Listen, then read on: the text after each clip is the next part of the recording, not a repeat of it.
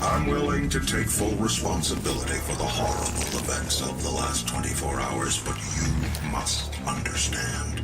Our interest in their world was purely for the betterment of mankind.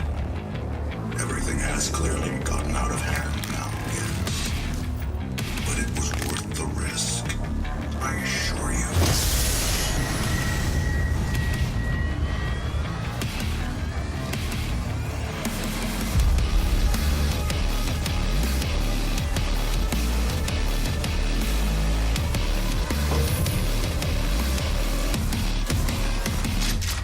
What an opening to an amazing game, and what a great game to reboot my Final Thought show with none other than id's 2016 masterpiece, Doom. Just finished this game the other night, and I had to talk about it. If you have not yet played Doom, you're going to enter some spoiler territory. You've been warned.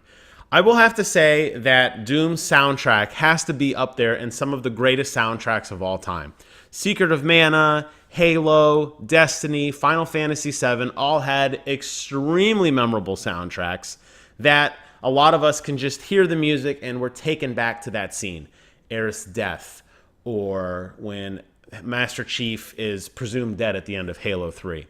But that opening riff, when you watch that scene, the way the Doomslayer punches that screen and you just see the death and decay in front of you, it is just so iconic of Doom, and it really, really sets the tone for an amazingly violent, raw game that really hits all the notes. I really, really enjoyed this one.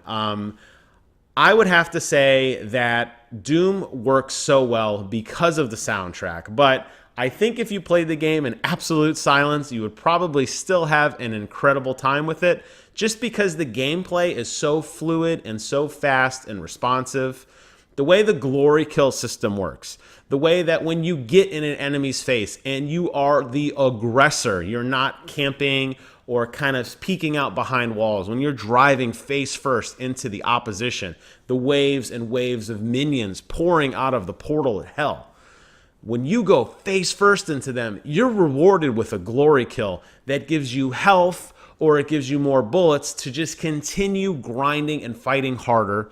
The music ramps up as the enemies get more ferocious, and then it almost completely dies out when there's nothing around. And it's this intensity of hearing the music and really revving up your gameplay that I think makes Doom excel so well, and what makes the soundtrack so unbelievable. Tons of weapons in this game.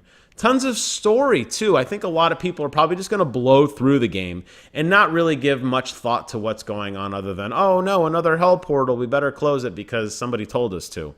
But if you really take your time and really take in the universe and look around, and if you really look at the lore that is presented either via the, you can go to your codec and see all the different types of enemies, and you can read about their history, and you find all the data chips and watch all the holograms and everything. It actually paints a pretty robust story that really redefines what we know about Doom. And it gets into the idea of treachery, where you had these crusaders, these holy knights guarding this relic, and how one of them turns and how he becomes evil, and in an act of redemption kind of becomes one with the Doomslayer armor. And your character, locked in this portal for years and hundreds of millennia, is awakened and unearthed. And when you're reunited with this armor, you see all these crazy demonic symbols, and it gives you a sense of purpose and a sense of aggression. And it really does set an amazing story that really does go back and redefine what the original Doom was. If you go back and look at some of the set pieces of some of the original enemies you fought in Doom, you will see their skulls, you will see their decayed bodies in the Doom 2016 world, which tells you that these universes are connected. So I guess what's so funny about it is, if you go back, there's an old interview with John Carmack talking about how video game plots are like porn movies, which is actually really funny if you think about it, because back then games didn't have a plot. It was playing Ridge Racer, not even Ridge Racer, Pole Position or Pac-Man. There was no plot. It was just something to do. Doom was kind of that way, and it's so funny to hear him say that, and yet years later create this profound envelope of a story that not only encompasses the new game, but the game that came out so long ago that revolutionized and redefined first-person shooters. So I think that's actually kind of a funny irony. And, you know, playing through the game and getting all these weapons, you level up, finding all the hidden items and, you know, quests and runes to build up your character and play the way you want to, you'll really start to feel like quite a badass by the end. And if you really reflect on some of the earlier enemies you fought versus some of the end enemies you bought, especially some of the final bosses that are guarding the final areas of the stage or the stages, you really start to appreciate some of the pacing in this game. Despite the fact that it feels like it puts its foot on your throat and doesn't let up for about the 15-hour or so campaign, you really take a look and it paces really, really well. You know, starting off easy, fighting one or two goblins that seem like, oh, these guys might be a little hard, or a little ghoul that shoots fireballs at you, and then slowly ramping your way up to enemies that are bosses before you're fighting them on a routine basis, and whipping out your BFG and clearing out the room, or doing it old school like I did with the pump shotgun. You really can play any way you want to. Lots of power-ups, lots of runes, lots of ways to customize your character, and, you know, different types of grenades to use. Really a robust fighting system in that sense that wasn't really, you know, seen in really other FPSs done to this degree. So really hats off to the development team to really, you know, embellish and really own this whole experience and really bring it to the player in such a way that's so easy to pick up and really enjoyable. It runs so well on PC, Xbox, PlayStation. They even have a Switch version, which I haven't yet tried. I'm playing it right now again on PSVR, one of the Doom experiences, and it's so great to just be part of that world.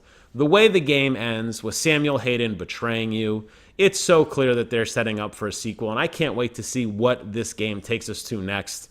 Obviously, there's going to be more demons and lots of blood and all that great stuff. If you're a fan of first-person shooters, if you're a fan of just really over-the-top, adrenaline, heart-pounding action, Doom is the game for you. I have never in my life started fist-pumping to the closing credits of a video game until I beat Doom. That ending sequence where they show all the different designers, they show the sound designer, and then there's like a clip of sound, or they show the visual designer, and or the environmental designers, they show some of the environment, or the animation designer, the weapon designer. The way they put those credits together, done with so much attention to detail, really encapsulates to me the entire experience of just a really polished, really advanced shooter that really is redefining the genre again. I think it's going to be the gold standard going forward for FPSs of this type, and I don't know if anyone can unseat id. They just seem to keep cranking out great game after great game. The name of the game is Doom. It came out in 2016. I'm going to end with a brief snippet of some of that sweet ending credit sequence. You won't be able to see me, but I guarantee you I will be pumping my fist. I hope you are too. Thank you guys so much for watching. Please do me a favor. Comment, rate, subscribe. Let me know what you think about Doom. Let me know what you think about my channel. I promise you I'm going to beat more games. We're going to get more of these final thought wrap-up videos in the future. But until then, get out there, keep kicking ass, and until next time, I will see you guys on the other side.